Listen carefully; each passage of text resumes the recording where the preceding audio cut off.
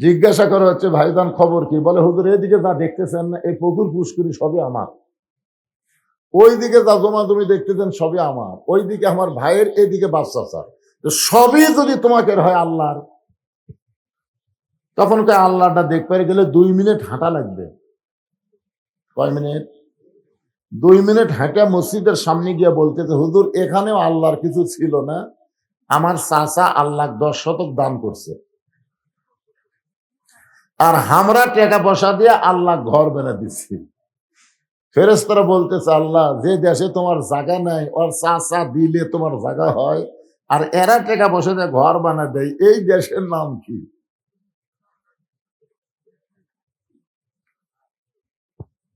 আল্লাহ বলতেছে, ওই দেশে আমি আল্লাহর চাইতে গরিব কেউ নেই। বর্তমানে বাংলাদেশে আল্লাহর চাইতে গরিব কেউ আছে? এ কথা বল না কেন? আল্লাহর কোরআনের মাদ্রাসার জন্য আপনাদের কাছে হাত বাড়ালো আমার আগেকার বক্তা, এই কয় টাকা দিচ্ছেন রে? এটা কি টাকার মালিক? কি আপনি না আল্লাহ? যেদিন মৃত্যু কাছে আসবে না, আনফিকুম মিম্মা রাযাকনাকুম, আয়াতটা আমার স্মরণ আসতেছে না, যখন মৃত্যু তোমাদের সামনে চলে আসবে তখন তোমরাই বলবে, আল্লাহ আমার যা আছে সব তোমাকে দিব, 1 বছর টাইম দাও। আল্লাহর ফেরেশতা আজরাইল তখন কান সারা বরাবর একটা চড় মারবি, এমন চড় মারবে, এই শয়তান তোর কিছুই নাই, আল্লাহ তোকে দিছিল পরীক্ষা করার জন্য, আল্লাহর সম্পদ আল্লাহ তোকে দিছিল পরীক্ষার জন্য, আর তুই নিজের মনে করে ছেড়ে দিছিস। আজকে মরার সময় ঘুষ দিবি, কোনো লাভ নেই। সব সম্পদ পড়ে থাকবি, খালি কবরত যা গিরাই গিরাই বাড়ি খাবো। জোরে কথা কর, ঠিক কিনা? পকেট টাকা থুয়া মাদ্রাসার জন্য দান চায়, যারা দেয় না এরকে টাকা ঠিকই নামে যাবি ভাই। পুষ্টা খেয়ে পড়বি, হাসপাতাল ছাড়া ভালো হবি না। বউ কাপড় ধোবার যায়, টাইসত কাঠ হইয়া পড়বি, মাথার বাড়ি খাবি, পঙ্গু হাসপাতালত যাওয়া দেখবি। টাকা দিব না, তোর বাপ দিবি। তোর কোন কথা ঠিক কিনা? এই জন্য রাসূল বলেছেন, as-সাদাকাতু তারুদ্দুল বালা, দান সদকা করলে আল্লাহ বালা মুসিবত দূর করে দেয়। মুসা বলতেছে, আল্লাহ আপনার খবর কি? আল্লাহ বলতেছে, আমি আল্লাহ কেমন আছি যদি দেখবার চাও, ইযহাব ইলা ফিরআউন ইন্নাহু তাগা। আমি আল্লাহ কেমন আছি যদি দেখবার চাও, তাহলে ফেরাউনের কাছে যাও। জোরে কোন, কার কাছে যাও? ফেরাউনের কাছে গেলি দেখবা আমি আল্লাহর খবর কি। আজকে আমাদের বাংলাদেশে আল্লাহর খবর কি? কোরআনের ওয়াজ হয়, কিন্তু কোরআন অনুযায়ী মানুষ চলবার চায় না। এরা উঠলো, সামনে থাকা ওটা আর বহুমূত্র ধরবি, উঠবি কার? এই জায়গাটা পুরো করে দেন তো, এই জায়গাটা পুরো করেন, ওই জানার চান্স না পায়। যে কোরআনকে লক্ষ্য করে আল্লাহ বলেছেন, অনুনাজ্জিলু মিনাল কোরআনি মা হুয়া শিফাউ ওয়া রাহমাতুল লিল মুমিনিন। এই কোরআন হচ্ছে মুমিনদের যাবত রোগের ঔষধ এবং রহমত। কোরআনের ওয়াজ শুনবার সাথে যদি সামান্য পেশাব লাগে আর আপনি যদি লাভ দিয়ে ওঠেন, এই কোরআনের অভিশাপে আপনার বহুমূত্র হবে। আর যদি পেশাব লাগার পরেও কোরআনের মহব্বতে আপনি বসে থাকেন, পেশাব জাতীয় যত ব্যারাম এই কোরআনের ওসিলায় আল্লাহ ভালো করে দিয়ে দিবেন। কি বিশ্বাস হয় না? দেখ, বিশ্বাস হয় না? সেই দিন বিশ্বাস হবে যেদিন বাংলাদেশের কোরআনের মঞ্চ থেকে সংসদে যাবে। জোরে কোন কথা ঠিক কিনা? এখন বিশ্বাস হচ্ছে না, এটা জাগা মতো নিয়ে যাওয়া লাগবে, জাগা মতো। এই বক্তার সামনে কোরআন দেখাম হবে। তাই আমরা এখন প্রায় সব জায়গায় সাহস করে বলতেছি, সব দেখা হলো শেষ, আগামীতে দেখব কোরআনের বাংলাদেশ। বহু শুনেছি, আর শুনবার মন চাচ্ছে না, এখন দেখবার মন চাচ্ছে। ধরে কোন কথা ঠিক কিনা? দেখা লাগবে না আল্লাহ কি কি কছে, এই জিনিসটা দেখা লাগবে না। আল্লাহ বলতেছে আমি আল্লাহ কেমন আছি দেখবার যদি চাও তাহলে ফেরাউনের কাছে যাও। কি জন্য যাবে? ইন্নাহু তগ, ফেরাউন সীমা লঙ্ঘন করেছে। আমি আজকে যে আয়াতে কারিমা তেলাওয়াত করেছি যার উপর তাফসির হবে, আমাদের কাহালুতে কোনো মানুষ যদি মরে যায়, বুঝছেন, মরার খবর শুনে সকলে বলে ইন্না লিল্লাহি ওয়া ইন্না ইলাইহি রাজিউন। আপনাকে এই আক্কেলপুরের খবর কি? ওই একই খবর? মাশাআল্লাহ। আসলে আয়াতের আগে শাব্দিক অর্থ আপনাকে শোনায়, তারপরে তাফসির হবে। আর যে কয়টা যুবক বেড়া ঘুরতেছে, যারা বেড়া ঘুরতেছে না, আপনারা বলেন তো, সন্ধ্যার সময় মেয়ে মানুষেরা ঘরাত কি ঘরে খোঁজে? ঘরাত, যে মুরগি হাঁস ঠিক মতো উঠলো কিনা, এটা কখন খোঁজে ভাই? সন্ধ্যার পরে খোঁজে না? আর সন্ধ্যার পরে পুরুষ মানুষের গোয়াল ঘর কি খোঁজে? গরু ছাগল ঠিক মতো উঠলো কিনা। তো সন্ধ্যার সময় মেয়েরা মুরগি হাঁস খোঁজে, মরদেরা গরু ছাগল খোঁজে। আর এখন রাত কয়টা বাজে, আইডিয়া গুলা মেলার মধ্যে কি করতেছে এর বাপ মায়ের খোঁজ করার দরকার নাই? এরা কি গরু ছাগলের চাইতো দাম কম? যার ছেলে রাস্তায় ঘুরতেছে ওই বাপক আল্লাহ ছাড়বি না।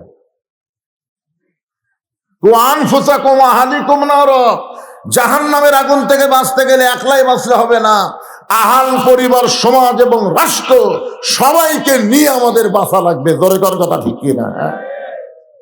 আজকে বাংলাদেশে আলীর মতন শিক্ষামন্ত্রী থাকলে এই মাদ্রাসার জন্য ভিক্ষা করা লাগতো।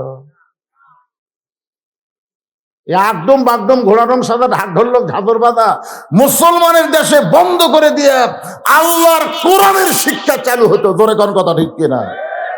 খায়রুকুম মান তাআল্লামাল কোরআন ওয়া আল্লামা। ওই ব্যক্তির চাইতে উত্তম কোনো ব্যক্তি নাই যে ব্যক্তি আল্লাহ রাস্তায় মানুষকে কোরআন শিখায় এবং কোরআন শিখে এবং কোরআনের শিক্ষা দেয়। আজকে সেই মাদ্রাসার করুণ অবস্থা, 3টা পিলার লাগবি, পিলারের কথা শুনে এক মুরব্বী লাফ দিয়ে উঠলো। কে উঠেছেন? আমার কাছে আসেন।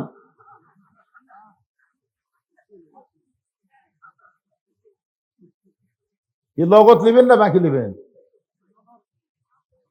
আচ্ছা, এই পিলারের জন্য আপনাদের মধ্যে এমন কোন আল্লাহর বান্দা আছে ভাইজান, একটা 1000 টাকা দিবেন?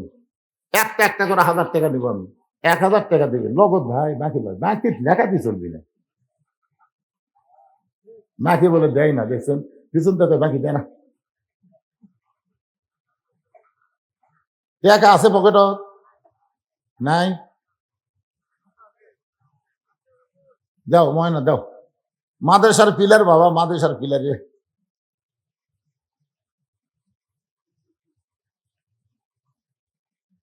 দেখছেন, এরও বলে নাই, দেখছেন টাকা বাইর করতেছি, টাকা নেই।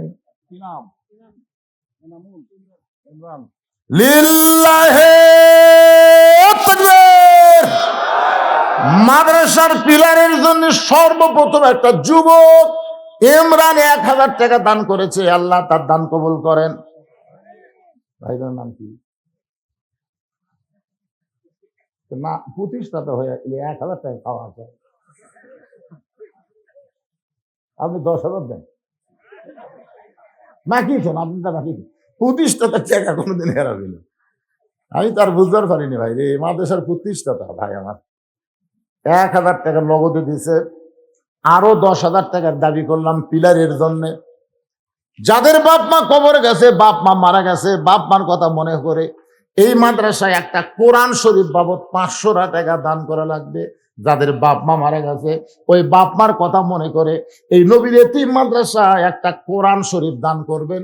কোরআন শরীফ বাজার থেকে আনা লাগবে না, আপনি 500 টাকা দিলে একটা কোরআন দানের সওয়াব আল্লাহ দিয়া দিবে। আমার মায়েরা, পর্দার অন্তরে যারা বসে আছেন মা, আমি দোয়া করে দিব মা ফাতেমার সঙ্গে আল্লাহ যেন আপনাকে জান্নাত দিয়ে দেয়। মাশাআল্লাহ, কোরআন শরীফ বাবদ আল্লাহ তোমার একজন বান্দা, এ টাকা ভিন্ন থাকবে। কোরআন শরীফ বাবদ এই সাইডে একজন আল্লাহর বান্দা কোরআন শরীফ বাবদ 500 টাকা দান করেছে। আল্লাহ তার আপনজন যারা কবরে গেছে এই দানের ছিল। মাদ্রাসার বাচ্চাগুলা কুটি, মাদ্রাসার ছাত্র, মাদ্রাসা ওই যে এক মুরব্বী টাকা ধরে আছে, এটা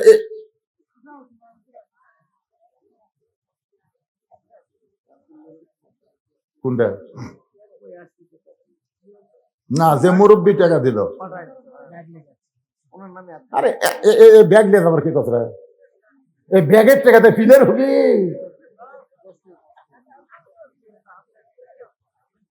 আপনারা কি মনে করতেছেন লোক উঠবি? আলী বসে আছে, হজ আলী বসে আছে। এই তো মাশাআল্লাহ, আপনি কি সর্দার?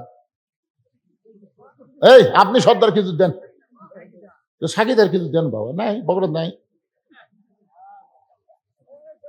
আব্দুল লতিফ সর্দার কোরআন শরীফ বাবদ 500 টাকা দান করেছে।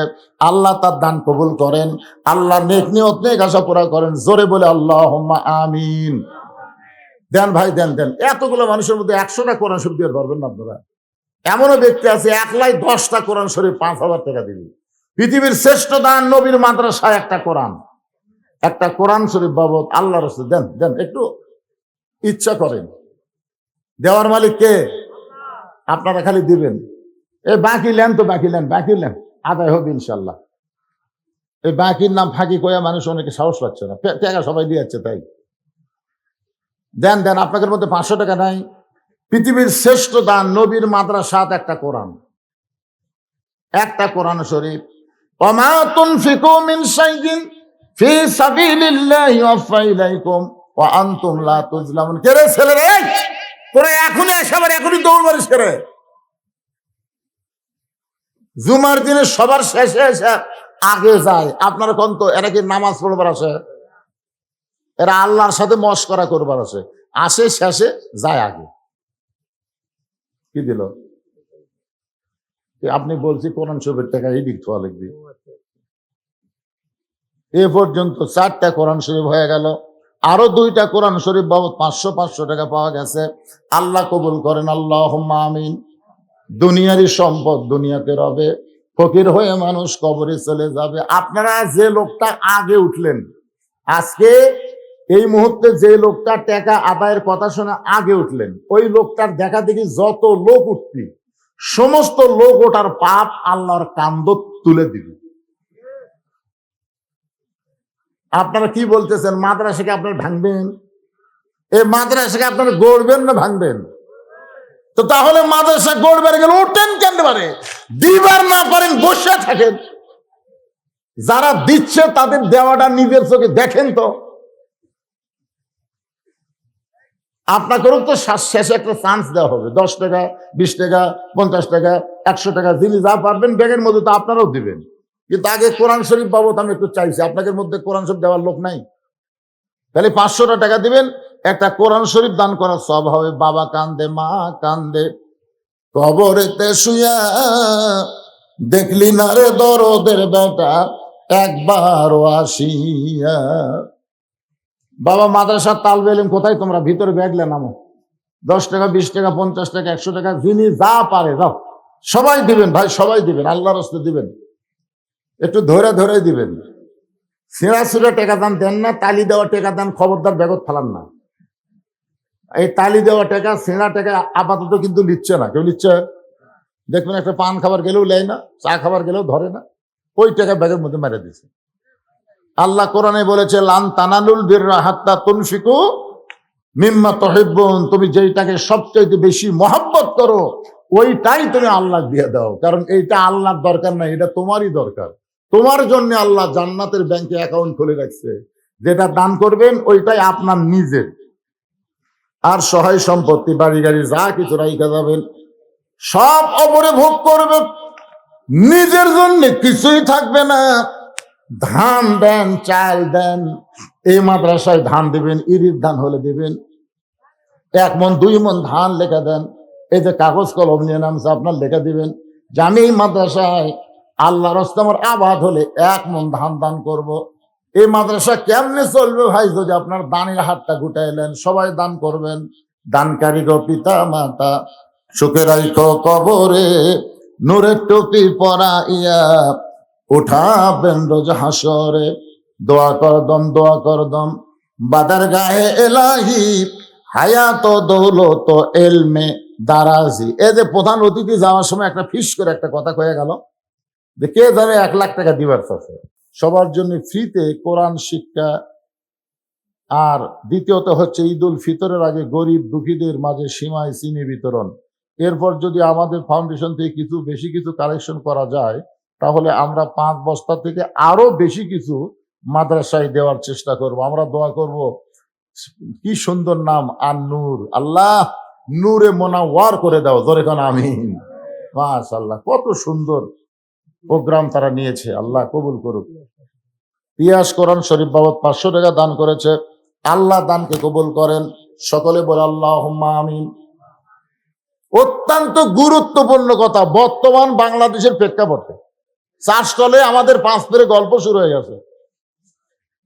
গল্প কি জানেন? গল্প করতেছে আগে আওয়ামী লীগ ক্ষমতা ছিল, আগামীতে বিএনপি ক্ষমতা আসতেছে। আগে আওয়ামী লীগ ক্ষমতা ছিল, আগামীতে বিএনপি ক্ষমতা আসতেছে। এই কথা শুনে আমি বলছি নাউজুবিল্লাহ নাউজুবিল্লাহ নাউজুবিল্লাহ। তা আমার এই নাউজুবিল্লাহ শুনে 3-4 জন খুব খেপে গেছে। আমার কয়, হুজুর আপনি নাউজুবিল্লাহ করলেন কেন? আওয়ামী লীগ কি ক্ষমতা ছিল না? আমি বললাম না। বিএনপি ক্ষমতাতে আসবে না? আমি বললাম না। তখন সব লোক আমাকে ধরে বলতে, তাহলে কি আসবি? আওয়ামী লীগও ছিল না, বিএনপিও আসবি না, তাহলে ক্ষমতাতে আসবি কে? আমি বললাম, পাগলা, ক্ষমতার কেউ আসে না রে পাগলা, সব সময় একজন ক্ষমতা থাকে, তিনি হলেন আমার আল্লাহ। ক্ষমতার ব্যাপারেও সেরেক আছে না নাই? অমুক দল ক্ষমতাতে আছে, আপনার বলেন তো কোন দল ক্ষমতায় আছে না আল্লাহ ক্ষমতায় আছে? এই জন্য আল্লাহ সূরা মুলকের প্রথমেই বললেন, তাবারাকাল্লাযী বিয়াদিহিল মুলকু ওয়া হুয়া আলা কুল্লি শাইইন কাদির। গোটা পৃথিবীর রাজত্ব, কর্তৃত্ব, মালিকানা কার হাতে? সমস্ত ক্ষমতার মালিক কে? আরো জোরে। আচ্ছা, আওয়ামী লীগ যদি ক্ষমতা থাকতো, তাহলে 24 সালের 5ই আগস্ট কি হলো? এই জন্য বিশ্বাস করা লাগবে, আগামীতে যারা ক্ষমতার ধান্দা করতেছেন, ক্ষমতা আপনাকে না, ক্ষমতা কার? এদিক সেদিক করলি আবার। হ্যাঁ, এই জন্য ভাই টেলটি বেলটি করেন না। আল্লাহ রাসূলের হাদিসের ব্যাখ্যায় বলা হয়েছে, আল্লাহর কোরআন দিয়ে যখন রাষ্ট্র চলবে, তখন নেতারা ক্ষমতা পাওয়ার আগে গরম থাকবে, ক্ষমতা পাওয়ার পরে নরম হবে। আজকের দ্বিতীয় বক্তা এটা আপনাকে শুনেই দিয়ে গেছে, ধরে কোন কথা ঠিক কিনা? আপনারা বলেন তো, হযরত উমর ক্ষমতা পাওয়ার আগে কি ছিল? খালি গরম। যে রাস্তা দিয়ে হযরত উমর যাইতো, ওই রাস্তা দিয়ে শয়তান 40 দিন যাবার পারত না। আর দায়িত্ব পাওয়ার পরে কি হচ্ছে? এমন নরম, আটার বস্তা কান্দত করে নিয়ে গেছে, ধরে কোন কথা ঠিক কিনা? আর আমাদের বাংলাদেশে মানুষের আইন চলার কারণে ক্ষমতা পাওয়ার আগে নরম, ক্ষমতা পাইলে হয় গরম। কি নরম দেখছেন? আমার এলাকার এক নেতা গাড়ি থামাতে পারে ফকিরক দেখে গাড়ি থামাছে। গাড়ির থেকে নেতা নিচে নামে ফকিরক সালাম দেয়, আসসালামু আলাইকুম চাচা, কেমন আছেন? ফকির খালি চারিদিকে চালু বালু করে, টাকা কাক সালাম দিলে বাবা? বলে আপনাকে দিলাম, আমি ভিক্ষা করে খাই। তাই ভোটের আগে আমার মতন ভালো মানুষ কেউ নেই চাচা। ভোটের আগে খুবই ভালো, ফকিরক সালাম দেয়, জমির যে ধান উইয়া দেয়, কৃষকের সাথে গলাগলি করে। খালি ভোটটা পাওয়া হয়ে গেলে ওই নেতার সামনে 100 মোটর সাইকেলের চামচা, পিছনে 100 মোটর সাইকেলের চামচা, ধরে কোন কথা ঠিক কিনা? মাঝে মধ্যে নেতা যদি আক্কেলপুর বেড়াবার আসে, গরিব ভোটার নেতার কাছে যাবার চালে চামচার ঘুরতে একটাও যাবার পারবি না। এই জন্যে ঘুতির নেতা যেন সামনে না আসে, এই চালাকি আমাদের করার দরকার আছে না নাই? দরকার আছে না নাই? একটু মনোযোগ দিয়ে শুনবেন। ফেরাউন জিকির করতে চান, আর রব্বুকুমুল আলা, আমি হলাম সবচাইতে বড় আল্লাহ। মুসা নবী হাত চুলকায়। মুসা নবী কি চুলকায়? হাত চুলকানোর মানে কি? যার চড়ে আজরালের চোখের মনি উল্টে গেছে, যার চড়ে হাতত পাওয়ার আছে না নাই? আর দুনিয়াতে ফেরাউন নিজেই আল্লাহ হয়ে গেছে। মুসা বলতে জানলাম তুমি আসমানে আর দুনিয়াতে ফেরাউন আল্লাহ হওয়ার কারণ কি? আল্লাহ বলতেছে মুসা রে, একদিন ফেরাউন ঘরের মধ্যে জিকির করতেছে আমি কে, আমি কে, আমি কে। ইতিমধ্যে হামান ঢুকে বলতেছে আপনি চিনতেছেন না? ফেরাউন বলে 400 বছর হলো, অসুখ বিসুখ হয় না, জ্বর জারিও হয় না, আমার মাথাও ঘোরে না বারে, আমি কি? তখন হামান বলতেছে তাহলে আপনি আল্লাহ হয়ে গেছেন। হামান বোঝেন না? ওবাইদুল কাদের হামান, আর হাসিনা হচ্ছে ফেরাউন। জোরে কোন কথা ঠিক কিনা? তো এখন হামান বলতেছে আপনি আল্লাহ হয়ে গেছেন। তখন ফেরাউন বলতেছে আল্লাহ তো ভালোই লাগতেছে, আল্লাহ ভালো লাগতেছে, এখন দেখালে বাইরে আল্লাহ কোন পিটন খাবেন। তো ফেরাউন কয় তাহলে আল্লাহ বলবো, পিটন খাবো না কখন? বলে সেই সমাজ, সেই পরিবেশ চালু করতে 40 বছর লাগবে। কয় বছর? 40 বছর লাগবে। আসমানি কিতাব দুনিয়াতে যারা বিশ্বাস করে তাদেরকে ধরে ধরে জেলত বন্দি করা লাগবে। যারা আকাশের কিতাব, আল্লাহর কিতাব যারা বিশ্বাস করে, আল্লাহর কিতাবের যারা ওয়াজ করে, তার খুব ধরে ধরে জেলত বন্দি করা লাগবে। আর যেখানে কোরআনের আসমানি কিতাব শিক্ষা দেওয়া হয়, আগডম বাগডমের টাকা দেওয়া হবে, কিন্তু কোরআনের কিতাবের শিক্ষা যেখানে দেওয়া হয় সেখানে একটা পয়সাও দেওয়া হবে না। এই শিক্ষাগুলো বন্ধ করা লাগবে। আসমানি কিতাব যারা বিশ্বাস করে তাদেরকে জেলত তোলা লাগবে। নতুন করে মানুষ যেন আল্লাহর খবর না পায়, এই চিন্তা দুনিয়ার মধ্যে নিয়ে আসে। আপনি আল্লাহ বলে দাবি করলে উপর দিকে কারো খেয়াল নেই, নিজ দিকে যাওয়ারও কারো চিন্তা নেই, আপনি আল্লাহ হবেন। বর্তমানে বাংলাদেশে কি চলতেছে? এই জন্য আমরা সবাই বলবো সব দেখা হলো শেষ, আগামীতে আমরা দেখব আল্লাহর কোরআনের বাংলাদেশ। জোরে কোন কথা ঠিক না? এখন ফেরাউন বলে আল্লাহ আমি কি করব? মুসা বলতেছে আল্লাহ আমি এখন কি করব? আমি তো যা দেখলাম আমার হাত চুলকায়, ফেরাউনের কান সারা ফাটাবার মন চাই। আল্লাহ বলে মুসা তাহলে দৌড় দে। মুসা বলতেছে আল্লাহ দৌড় কেন দিব? আল্লাহ বলে আমি হুকুম করলাম দৌড় দে। মুসা যখন দৌড় দেয়, ফেরাউন বলতেছে রে সৈন্যরা দেখো, আমার ভয়ে মুসা দৌড়ায়, আমরা ধাবড়াই। মুসা দৌড়ায়, ফেরাউনের গ্রুপ ধাবড়ায়। এক সময় মুসা বলতেছে আল্লাহ, ফেরাউন কিন্তু বলতেছে আমার ভয়ে দৌড় দিচ্ছে, আমি কিন্তু ফেরাউনের ভয়ে দৌড় দিচ্ছি না, আমি আপনার হুকুমে দৌড়াই। আল্লাহ বলে মুসা এমন একটা জায়গায় যাও, যে জায়গায় গেলে তুমি হবা নিরাপদ আর ফেরাউন হবে বিপদ। আল্লাহর বান্দার একটু মনোযোগ দেন। আল্লাহ বলে মুসা রে, মৃত্যুকে পছন্দ করার 3 নম্বর কারণ কি? মুসা বলতেছে আল্লাহ মৃত্যুকে পছন্দ করার 3 নম্বর কারণ হলো এই দুনিয়া ক্ষণস্থায়ী, মৃত্যুর মাধ্যমে ক্ষণস্থায়ী দুনিয়া আমার পরিসমাপ্তি হবে, আখিরাতের চিরজীবন আমি পেয়ে যাব। আপনার বলেন তো ক্ষণস্থায়ী ভালো না চিরস্থায়ী ভালো? তাহলে দুনিয়া কি? ক্ষণস্থায়ী। আর মরার পরে আমরা যে জগৎ পাবো সেইটা কি? তাহলে আপনারা চিরস্থায়ী পছন্দ করেন না ক্ষণস্থায়ী? 1 নম্বর হলো না মরলে জান্নাতে যাওয়া যাবে না, 2 নম্বর মরবো আল্লাহর জন্য, আর 3 নম্বর হলো দুনিয়া ক্ষণস্থায়ী বাদ দিয়ে চিরস্থায়ী আখিরাতে যাব। এই 3টা কারণে আমাদের সবাইকে মৃত্যুকে ভালোবাসতে হবে। বাজান একটু মনোযোগ দিয়ে শোনেন। আল্লাহ বলেন আলী, ফাতেমার ওড়না কে কিনেছে? আলী। ফাতেমা হলো পর্দানিশী, আল্লাহ নবীর মেয়ে ফাতেমা হলো পর্দানিশী। জোরে বলেন কি নিশি? কেমন পর্দানিশী? আল্লাহ নবী বললেন ফাতেমা রে, মেয়েদের জন্য মাত্র 4টা আমল করা লাগবে। 1 নম্বর হলো নামাজ, 24 ঘন্টার মধ্যে 5 বার নামাজ আদায় করবা ও ফাতেমা। 2 নম্বর হলো রমজান মাসে 1 মাস রোজা রাখবা, 12 মাসের মধ্যে রোজার হক আদায় হয়ে যাবে ফাতেমা। 3 নম্বর স্বামীর খেদমত। স্বামীর খেদমত সবসময় করা লাগবে না, তবে যখন স্বামী খেদমত চাবে তখন খেদমত করবা। রাসূল বলে 4 নম্বর ফাতেমা সতীত্বের হেফাজত, পর্দা করা। ফাতেমা এই পর্দার কোনো সময় নাই, এই পর্দা সব সময় করা লাগবে। ফাতেমার কাছে একটা ওড়না ছিল, ওই ওড়নাটা মাথার উপর এভাবে তুলে দিয়ে বলল, বাবা এই মুহূর্ত থেকে ফাতেমা পর্দার মধ্যে ঢুকে গেল। বাবা এই মুহূর্ত থেকে ফাতেমা পর্দার মধ্যে ঢুকে গেল। আল্লাহ রাসূল বললেন, আল্লাহ আমার মেয়ের কাছে পর্দার ওয়াজ করলাম, আমার মেয়েটা পর্দার মধ্যে ঢুকে গেল, আল্লাহ তুমি পর্দা কবুল করে নিও।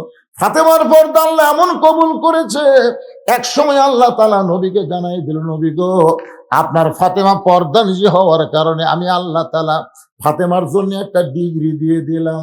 রাসূল বলে, আল্লাহ কি ডিগ্রি দিলেন? আল্লাহ বললেন, সাইদাতুন নিসাই আহলেল জান্নাহ, আপনার ফাতেমাকে শুধুমাত্র পর্দানিশী হওয়ার কারণে জান্নাতি নারীদের নেত্রী বানায়া দিলাম। নবী বলেন, আলী রে সেই ফাতেমার ওড়না দুনিয়ার কোন মানুষ কিনুক, এইটা আল্লাহ পছন্দ করে নাই। ফাতেমার ওড়না দুনিয়ার কোন মানুষ কিনবে, এইটা আল্লাহ পছন্দ করে না। কারণ পর্দানিশী নারীকে আল্লাহ বড় ভালোবাসে। আমার মায়েরা যারা পর্দায় আছেন, মা পর্দার মধ্যে যদি থাকেন, আল্লাহ তাআলা আপনাদের ভালোবাসবে, আপনাদের হাতের মধ্যে বরকত দিবে, আপনারা যা কিছু করবেন সবকিছু আল্লাহ রহমত দিয়ে হেফাজত করবে। ধরে কান সুবহানাল্লাহ। পর্দানিশী নারীরা যখন তরকারি পাক করবে, ওই তরকারি স্বাদ হবে, ভাত পাক করবে, ভাত স্বাদ হবে। পর্দানিশী নারীরা যার মধ্যে হাত দিবে সেইটার মধ্যে আল্লাহ বরকত দিয়া দিবে। আর নবী বলেন, আলী রে আল্লাহ একজন ফেরেশতাকে, একটা ফেরেশতাকে খরিদ্দার বানায়া 6টা দিরহাম দিয়া তোমার কাছ থেকে ফাতেমার ওড়নাটা কিনে নিয়া আল্লাহ সেই ওড়নাটা জান্নাতের মধ্যে যত্ন করে রাইখা দিয়েছে। আলী, আলী রে যেই ফকির তোমার কাছে ভিক্ষা চাইলো, যেই ফকিরকে তুমি 6টা দিরহাম দান করে দিলা, এই ফকিরকে তুমি চেনো না, কিন্তু ওই ফকিরটা হলো ওই ফেরেশতা, যেই ফেরেশতা ফাতেমার ওড়না কিনে জান্নাতের মধ্যে আল্লাহর হুকুমে যত্ন করে রেখেছে। আল্লাহ তাআলা ওই ফেরেশতাকে ফকির বানায় তোমার কাছে পাঠায়, বলতেছে যাও যাও আলীর কাছ থেকে 6টা দিরহাম নিয়ে আসো। ফেরেশতা কান্দের বলে, আল্লাহ যে 6টা দিরহাম দিয়া হাসান হোসেনের জন্য খাবার কিনবে, আপনি সেই 6টা দিরহাম আবার ফেরত নিবেন? আল্লাহ আপনি এত নিষ্ঠুর, আল্লাহ আপনি এত নিষ্ঠুর। আল্লাহ বলতেছেন, আল্লাযী খালাকাল মাউতা ওয়াল হায়াতা লিয়াবলুয়াকুম আইয়ুকুম আহসানু আমালা। ফেরেশতারে আমি আল্লাহ আজকে আলীকে পরীক্ষা করব, আমার কোরআনের দাম বেশি না তার সন্তানের দাম বেশি? আমার কোরআনের দাম যদি আলীর কাছে বেশি হয়, তাহলে 6টা দিরহাম দিয়া টোপলা কিনবে না, বরং 6টা দিরহাম কোরআনের কারণে আবার তোমার হাতে ফেরত দিবে। নবী বলে, আলী রে ওই ফেরেশতা ফকির হয়ে তোমার কাছে যখন ভিক্ষা চাইলো, তুমি প্রথমে একটা দিরহাম দিবার চাইলা, কোরআনকে গুরুত্ব দিয়ে আম্মা সাইলা ফালাইলার ওয়াজ লিল্লাহি তাকবীর। এইবারে বোঝা গেল। তা আপনারা পারেন তো দেন না কেন? শয়তান এত জোরে দৌড় মারছে, আল্লাহ রাসূল বলেন তাকবীর যত জোরে হবে শয়তান তত জোরে দৌড় দিবে। শয়তানের পিছন দিক দিয়ে বাতাস বার হবে। জোরে কান কি বার হবে?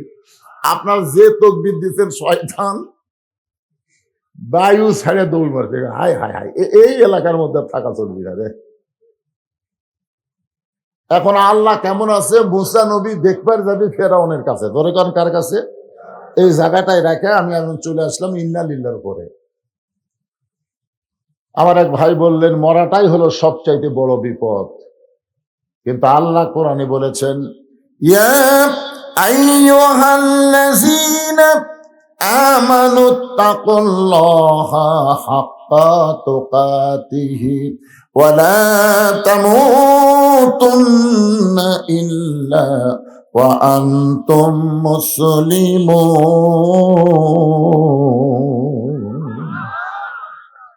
এখন বলেন তো, এই যে আল্লাহু আকবার দেখলেন, মুসলমান হয়ে যদি মরেন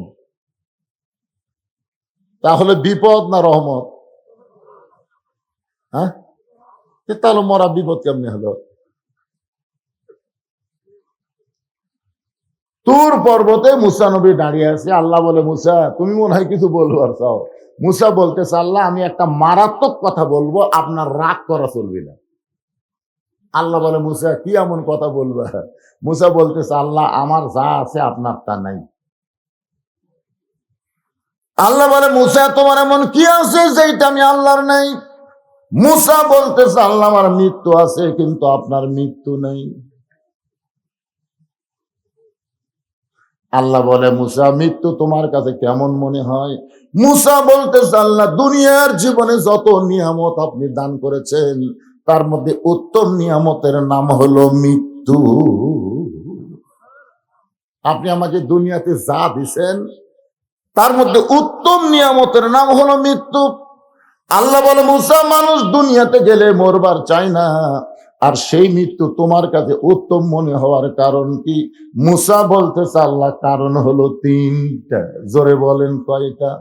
এক নম্বর কারণ হলো আপনি এত সুন্দর জান্নাত বানায় রাখছেন, সেই জান্নাতে যদি যাবার চাই মরা ছাড়া জান্নাতে যাওয়ার কোনো রাস্তা নেই। তাহলে এখন যদি না মরেন জান্নাত কেমনে যাবেন? আপনার কি জান্নাত চান না? তো কিভাবে যাবেন? লাইলাতুল মেরাজে আমাদের নবী বাইতুল মুকাদ্দাসের মধ্যে 2 রাকাত নামাজের ইমামতি করেছে। আপনারা জানেন? বিশ্বাস করেন? আবু জেহেল কিন্তু বিশ্বাস করেন। নবী আমার 2 রাকাত নামাজের ইমামতি করলেন, যার কারণে আমাদের নবীর ডিগ্রি হলো ইমামুল আম্বিয়া, ইমামুল মুরসালিন। নামাজ যখন 2 রাকাত শেষ হয়ে গেল, ফেরেশতা জিবরাইল বললেন, ইয়া রাসূলুল্লাহ আপনি যে ইমামতি করলেন আপনার পিছনে যারা নামাজ পড়লো আপনি কি তাদের চিনেন? আল্লাহ রাসূল বললেন, এই জগতের কাউকে আমি চিনি না।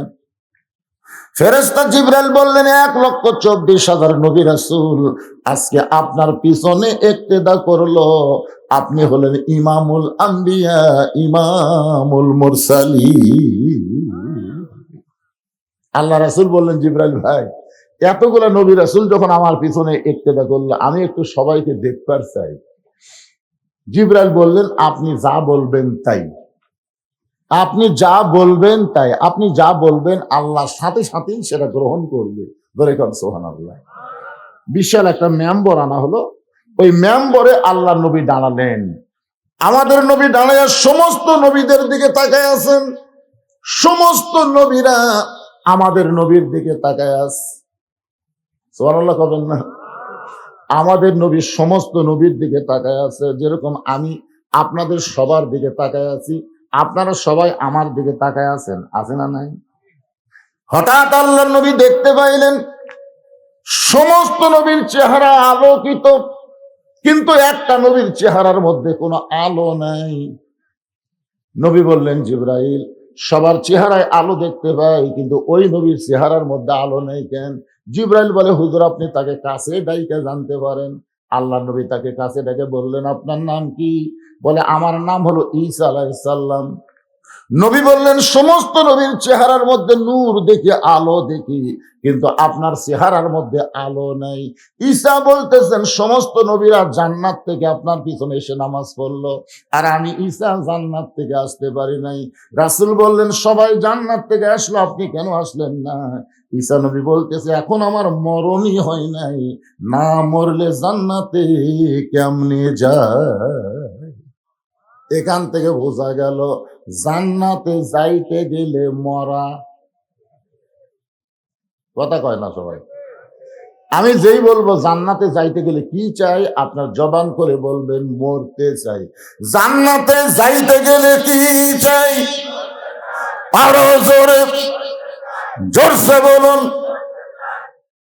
আমার এরকম একটা ওয়াজ ভারতত গেছে, ভারতের হিন্দুরা এই ওয়াজটা শুনে কাইকারে। বাংলার মুসলমান যেদিন থেকে মরতে চাই মিছিল শুরু করছে, সেদিন থেকে বাংলার মুসলমানকে আর পৃথিবীর কেউ দমাতে পারবে না, কারণ যারা মরবার চায় তাদের সাথে কেউ পারে না। জোরে কোন কথা ঠিক না? যারা বাঁচবার চায় তারাই তো পলায়। পলান বোঝেন না, পলান বোঝেন না। হাইরে বাঁচার জন্য কি কষ্ট রে। আমরা সকলে জান্নাতে যাইতে যে আল্লাহ কোরআনে বলেন, ইন্নাল্লাযীনা ক্বালু রাব্বুনাল্লাহু সুম্মা ইসতাকামু তাতানাজ্জালু আলাইহিমুল মালাইকা আল্লা তাখাফু ওয়া লা তাহজানু ওয়া আবশিরু বিল জান্নাতিল্লাতী কুনতুম তুআদুন।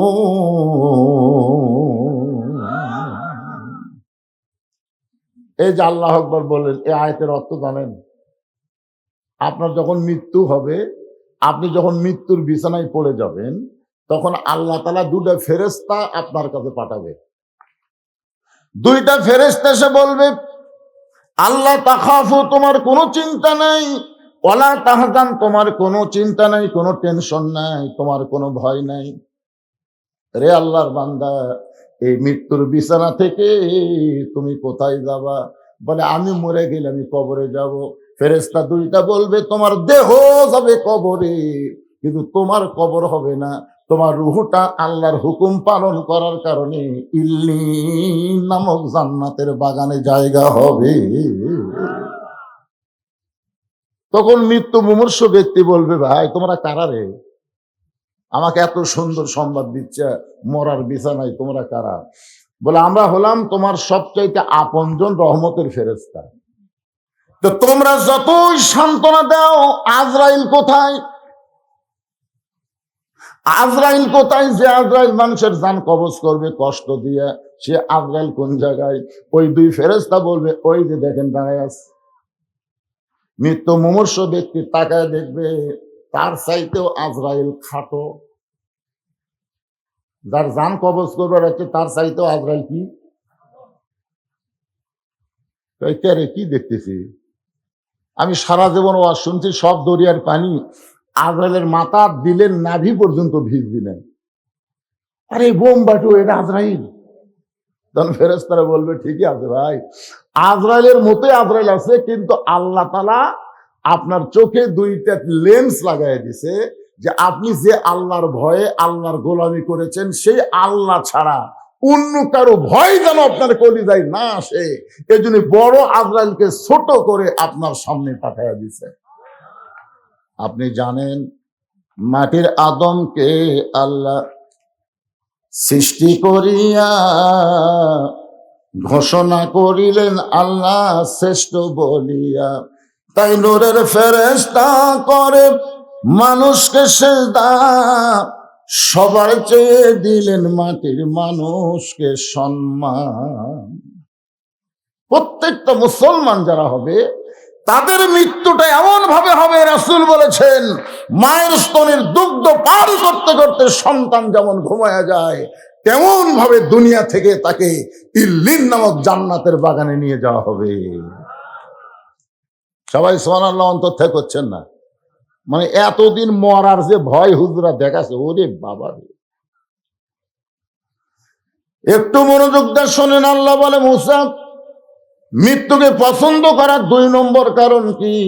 1 নম্বর কারণ হলো, না মরলে জান্নাতে যাওয়া যাবে না। মৃত্যু পছন্দ করার 2 নম্বর কারণ কি? মুসা বলতেছে, আল্লাহ, মৃত্যুকে পছন্দ করার 2 নম্বর কারণ হলো, আমার মৃত্যুটা কেবলমাত্র আপনার জন্য আমি অক্ষ করেছি। যত মানুষ এখানে আমরা বসে আছি, আমরা মরবো কার জন্যে? যাই বলতেছেন না, কার জন্য মরবার চাচ্ছেন? জবান খুলে বলেন, আমরা মরবো কার জন্যে? আল্লাহর জন্য। যারা মৃত্যুবরণ করবে, তাদের মৃত্যুটা কেমন হয় আমি একটা দৃষ্টান্ত দেই। লোকটার নাম হলো মীর কাসিম আলী। লোকটার নাম কি? মীর কাসিম আলী, নাম শুনছেন? উকিল এসে বলতেছে, স্যার, আজকে রাত 12টায় আপনার ফাঁসি হবে। মীর কাসিম আলী মুচকি মুচকি হেসে বলতেছে, ভাই এখন কয়টা বাজে? তো বলতেছে, এখন বাজে রাত 9:30। বলতেছে, আলহামদুলিল্লাহ, এখনো 2.5 ঘন্টা। কয় ঘন্টা পর ফাঁসি হবে? আর আল্লাহর শুকরিয়া আদায় করে বলতেছে, ভাই এখনো 2.5 ঘন্টা। উকিল 2.5 ঘন্টা খামাগাছে, এতন থেকে লাভ কি? আমি 2 ঘন্টা ঘুম পারি। যদি সে এত না পাই, তুমি আমার ঘুমোর থেকে ডাক দিও। উকিল মনে মনে কয় ফাঁসির চিন্তায় লোকটা পাগল হয়ে গেছে। যার 2.5 ঘন্টা পর ফাঁসি হবি, ওই বলে আবার 2 ঘন্টা ঘুম পাড়বি। সে এত না পালে বলে ডাক দেওয়া লাগবে। উকিল মনের রাগে ফাঁসির কন্ডম সেল থেকে বের হয়ে গেছে। ফাঁসির চিন্তা পাগলা হয়ে গেছে, পাগলার কাছে থেকে লাভ। কিন্তু যেই মাত্র 2 ঘন্টা পার হয়ে গেল, এমন সময় উকিল সাহেব চিন্তা করে লোকটার খবর কি একটা বার যায় দেখি। উকিলের নাম হলো তাজুল ইসলাম। তাজুল ইসলাম উকিল এবার ফাঁসির কন্ডম সেলে গিয়া দেখতেছে মীর কাসেম আলী নাক ডাকা ঘুম পাড়তেছে। ঘড়ির দিকে তাকায় দেখে মাত্র 8 ঘন্টা। ধরে ক্ষণ কয় ঘন্টা? আর 8 ঘন্টা পরে লোকটার ফাঁসি হবে। আর সেই লোকটা নাক দেখে ঘুম পাড়তেছে। যেই মাত্র পাও লড়াইছে, লোকটা চেতন পায়, বলে ভাইজান আমার কি ফাঁসির সময় হয়েছে? বলে না স্যার, এখনো 8 ঘন্টা দেরি আছে। আলহামদুলিল্লাহ। আলহামদুলিল্লাহ মুসকে হাসি দিয়ে ওযু করে 2 রাকাত নামাজ পড়ে কোরআনের সূরা মুলক আর মুজাম্মিল তেলাওয়াত করে ফাঁসির কন্ডম সেলের মধ্যে সবচাইতে ভালো যে পাঞ্জাবিটা ছিল, ওই পাঞ্জাবি পরার পরে চিরুনি দিয়ে মাথার চুল হাসরায় বলে, উকিল রে দেখো তো আমাকে কেমন লাগতেছে। উকিল কান্দের বলে, স্যার এখনই আপনার ফাঁসি হবে, আপনি পাঞ্জাবি গাইরে মাথার চুল আঁচড়ান, আপনি শ্বশুর বাড়ি যাবেন। মীর কাসেম আলী মুসকি মুসকি হাসের বলে, পাগল, ফাঁসি হবে আমার আর তুই কেন কাঁদতেছিস? তুই তো জানিস না অন্যায় ভাবে কাউকে যদি ফাঁসি দেওয়া হয়, অন্যায় ভাবে কাউকে যদি হত্যা করা হয়, তার ফাঁসির মঞ্চে যাওয়ার সঙ্গে সঙ্গে আল্লাহ তাআলা 8টা জান্নাতের দরজা খুলে দেয়। আল্লাহর জন্য যারা জীবন দিবে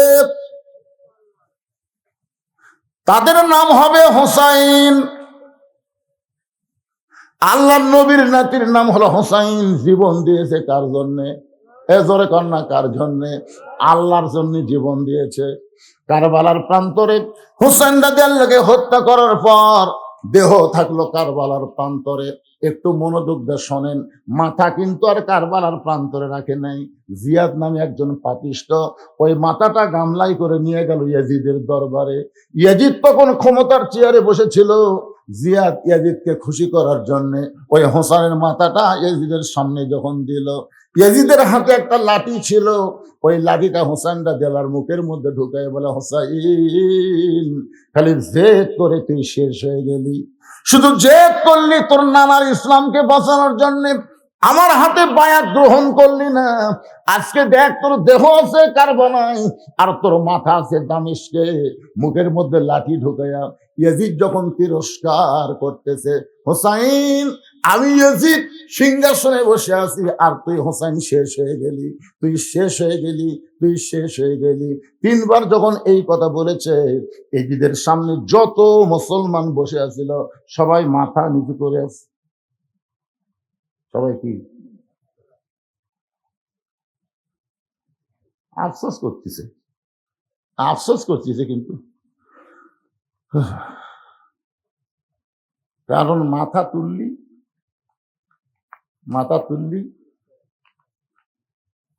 হাসিনা 15.5 বছর কি করেছে ভাই? আমরা খালি মাথা ডাবে ওয়াজ করছি, তোর এখন কথা ঠিক কিনা? মাথা তুলবারই পারিনি। তুললি এখন পুলিশেরা আসে আমাদের আলেমদেরকে পহরা দেওয়ার জন্য। আর হাসিনার সময় পুলিশ আসলে কমিটির লোক আগেই দৌড়, বক্তা থুইয়া কমিটি দৌড়। সবাই যখন মাথা নিচু করে বসে আছে, কেউ যখন একটা কথাও বলতেছে না, কিন্তু ইয়াজিদ অহংকার করে লাঠিটা মুখের মধ্যে ঢুকায় বারবার যখন তিরস্কার করতেছে, এমন সময় 80 বছরের একজন সাহাবী, নাম হলো আনাস ইবনে মালিক। সাহাবীর বয়স কত? 80 বছরের একজন সাহাবী মাজায় লাঠিতে ভর দিয়ে দাঁড়াইছে। লাঠিতে ভর দিয়ে দাঁড়াইছে, কারণ বসা চলবে না, মুসলমানকে দাঁড়াতে হবে, জোরে কোন কথা ঠিক কিনা? আপনারা বলেন তো সব চাইতে দাঁড়ানোর গুরুত্ব কোন জায়গায়? আরো জোরে, জোরসে বলুন। আল্লাহ কোরআনে বলেছেন, আমার বাপের কথা না, কুমু লিল্লাহি কানিতিন, দাঁড়াও আল্লাহর জন্য আনুগত্য নিয়ে দাঁড়াও। আর সব সিয়ার ইলে মসজিদে গেছে। কি বিশ্বাস করেন আপনার কি মসজিদে জামাতে নামাজ পড়ে 27 গুণ সওয়াব চান? এ জোরে কর, 27 গুণ সওয়াব কি আপনারা চান? তাহলে আজকে ফতুয়া শুনে নেন, যেই কাতারের মধ্যে সিয়ার থাকবে ওই কাতারের মুসল্লিরা 27 গুণ সওয়াব পাবে না। কারণ 27 গুণ সওয়াব পাবার গেলে কাতার সোজা হওয়া লাগবে। একা বেকা কাতার করলে 27 গুণ সওয়াব হবে না। আর কাতার সোজা করবার গেলে পায়ের গোড়ালির সঙ্গে গোড়ালি মিল করে দাঁড়াতে হবে। যেই কাতারে সিয়ার আছে ওর পায়ের গোড়াকুটি আপনার গোড়াকুটি।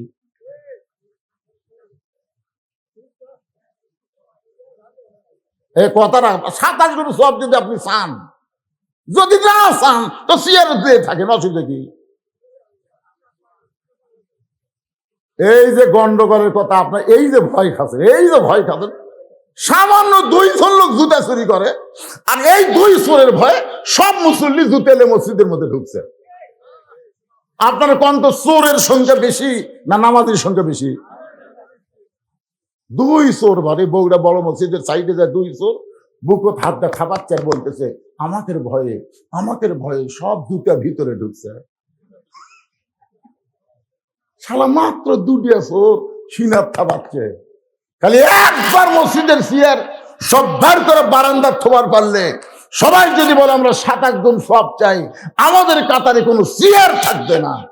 একটা সিয়ারও মসজিদের মধ্যে ঢুকবি না। জোরে কোন কথা ঠিক কিনা? তাই গন্ডগোল, কিসের গন্ডগোল না? যদি আপনি 27 গুণ চান, আমি আপনাদের কি বলতেছি, নামাজ হবি না এ কথা কছি। সওয়াব যদি 27 গুণ চান, একটু মনোযোগ দিয়ে খেয়াল করবেন। 80 বছরের একজন সাহাবী আনাস ইবনে মালিক লাঠিতে ভর দিয়ে দাঁড়ায় গেছে। দাঁড়ায় বলতেছি ইয়াজিদ, দেখেন বুড়া হলে কি হবে, মুখের ভাত। ইয়াজিদ, যার মুখে লাঠি ঢুকে তুমি তিরস্কার করতেছো, সেই হোসাইনকে তুমি চিন পারলেন না। আরে এতক্ষণ ধরে বুঝালাম, সবচাইতে আবার কয় মৃত্যু। সবচাইতে বর্তমানে বাংলাদেশ সবচাইতে বড় বিপদ হলো কোরআনের ওয়াজ শুনবি কিন্তু কোরআন অনুযায়ী চলবি না। কি মনে করতেছেন এটা রহমত? যে কোরআনকে আল্লাহ বলেছেন অনুনাজ্জিলু মিনাল কোরআনি মা হুয়া শিফাউ ওয়া রাহমাতুল লিল মুমিনিন, এই কোরআনকে আমি নাজিল করেছি মুমিনদের যাবতীয় রোগের শেফা এবং রহমত স্বরূপ। তাহলে আমরা মুমিন ভাই, এত রাত ধরে আমরা এখানে বসে আছি শুধুমাত্র আল্লাহর কোরআনের মহব্বতে। কোরআনের মাদ্রাসার দিকে একটু মহব্বত করবেন, রাজি আছেন? একটু সব কোন এলাকার লোক এরা রে? এই গ্রামের নাম কি? এই গ্রামের নাম হলো বেলকুন্ডির। কারা কারা আছেন হাত তুলে দেখি। এই বেলকুন্ডির লোক নাই?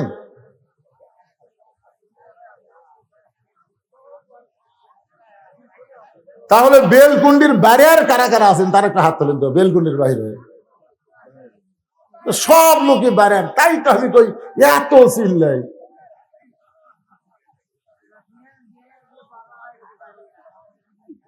আচ্ছা আপনি কোন তো ভাই, টাকা কি টাকা কি আগে আদায় করছেন?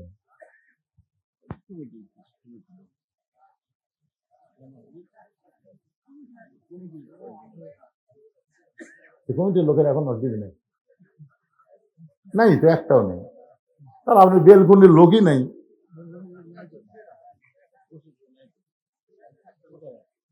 সব লোক বেড়ার লোক, হাইরে হাইরে, তাই তো এত চিল্লাইছি আছে না। ইস্তেগফার পড়েন, আস্তাগফিরুল্লাহ পড়েন, আস্তাগফিরুল্লাহ আস্তাগফিরুল্লাহ রাব্বি মিন কুল্লি জামবি ওয়া আতুবু ইলাইহি। আল্লাহুম্মা আমিন। আল্লাহুম্মা আনতাস সালাম ওয়া মিনকাস সালাম, তাবারাকতা ইয়া যাল জালালি ওয়াল ইকরাম। আয় আল্লাহ তাআলা, সেই মাগরিবের পর থেকে শীতের ভিতরে এত রাত পর্যন্ত তোমার পাগল বান্দা বান্দিরা আরামের ঘুমকে বাদ দিয়া কোরআন হাদিসের মহব্বত কলিজার মধ্যে নিয়া এই জান্নাতের বাগানে বসে বসে কোরআন হাদিস আলোচনা শোনার শেষে আমি গুনাহগারের সঙ্গে রহমতের দরজায় ফকির হয়ে দোকানা হাত তুলেছে। মেহেরবানি করে আজকের মাহফিল আমাদের সকলের হেদায়েতের জন্য, নাজাতের জন্য, জান্নাতের জন্য কবুল করো। এই মাহফিলের শুরু থেকে শেষ পর্যন্ত যত আলোচনা হয়েছে আল্লাহ, এর মধ্যে যদি ত্রুটি হয়, ভুল হয়, মাফ করে দিও।